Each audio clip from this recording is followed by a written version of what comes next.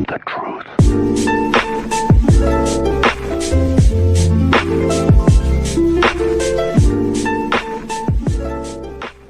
I was just in here talking about how the chatter the last couple of days maybe made the teams realize they needed to complain a bit less, not worry about the refs as much.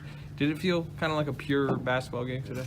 I felt like both teams, both coaches, just let the refs do their job all night. There wasn't no talks about out on the court. The chatter wasn't about anything outside of just the game.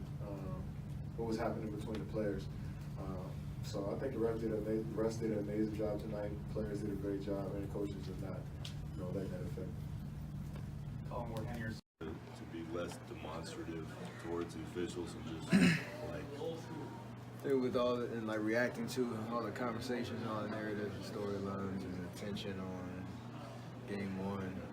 The one thing that we can control is our focus on what matters, in terms of winning a basketball game. That's outplaying them, and came in with the right composure, understanding that we're going to be calls that weren't going to go our way.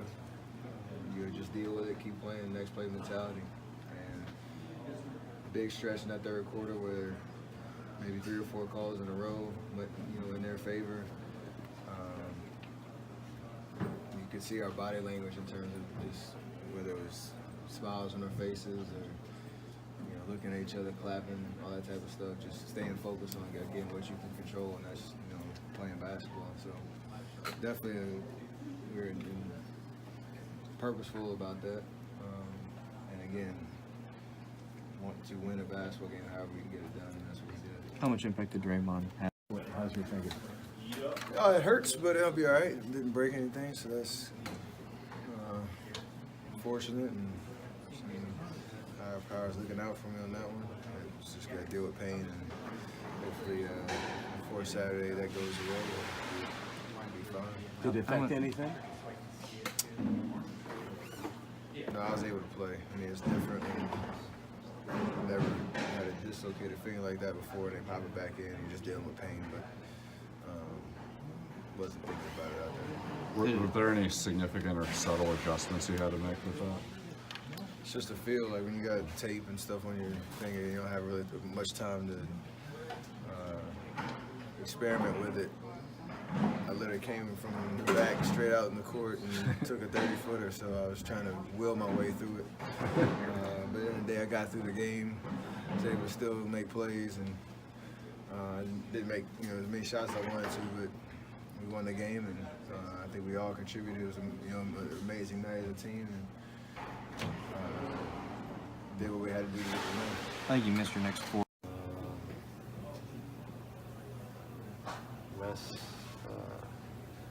I have philosophies on what the body needs, and it's helping me. So that's just my personal thing. DeAndre, with how much was made of the officiating after game one, what was, I guess, discussed about how to approach tonight and not allowing that to be such a thing? I saw a really good quote from Michael Jordan. It was post-game.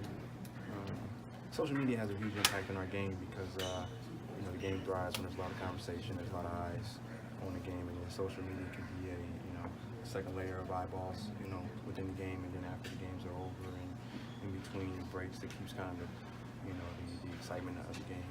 We see a lot of videos and a lot of things, and so you try to stay away from it, but I try to find true basketball quotes or plays, highlight videos of players that I respect. Like just one of them. I think it was after the game. He said, "What did he say to the team?" He said, "Leave the refs alone. Just shut up and play."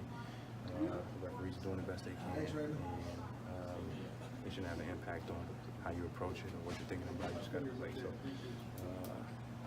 I didn't have a chance to say that to the team. To anything in today's day and age with social media and all these things, so everyone was aware of all the talk about officiating and about foul calls. Come out and play the game, and I think both teams did a great job of that. They weren't complaining about many calls. We weren't complaining about many calls because it's kind of embarrassing for the game of basketball. How much has been talked about fouls and officiating. Like, what about beating your man? What about stopping your man? No one talked anything about schemes the last 2 days. It's all been about foul calls. So I think Both teams were just locked in on coming out and playing the game to the best of their ability, and you got to give credit to both clubs. Both teams did that. Second row, right-hand side. Trayvon. I don't really get off into text anymore. You know, it is what it is.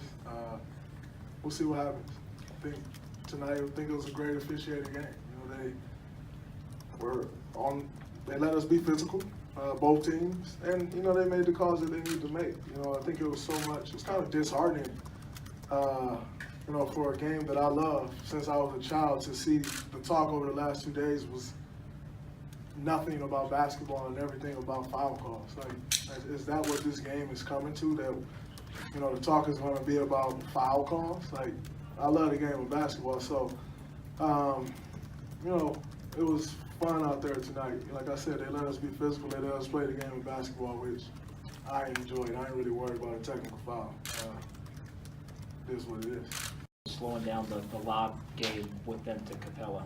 I think, you know, it's always so tempting, you know, once James get downhill to step up, you know, but once you step up, they throw that lob to Capella, it's like a 90% shot for them. So you just got to trust your length. You know, we got guys on James that has length. We got to trust that, and then, you know, pick and choose your spots.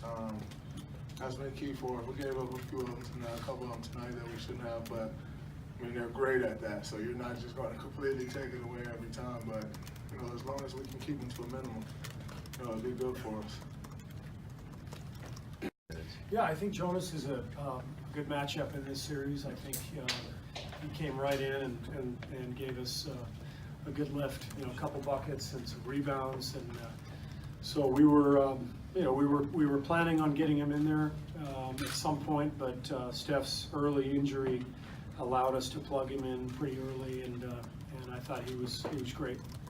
With his left hand, do you have any concerns moving forward with that? It looked bad when he came off the floor. I mean, I looked at the finger and I was just hoping it was just a dislocation and not a break. And fortunately, that's what it turned out to be. So as far as, you know, whether it bothered him, you know, you can ask him that. I thought he did some great things for us and fueled us, and may not have shot the three that well, but played a great game for us. Move fluidly through each game where we can find guys rest where we can. Front row, right-hand side. Steve, some of us saw DeMarcus getting up some shots to shoot around. Has he been able to do anything else recently?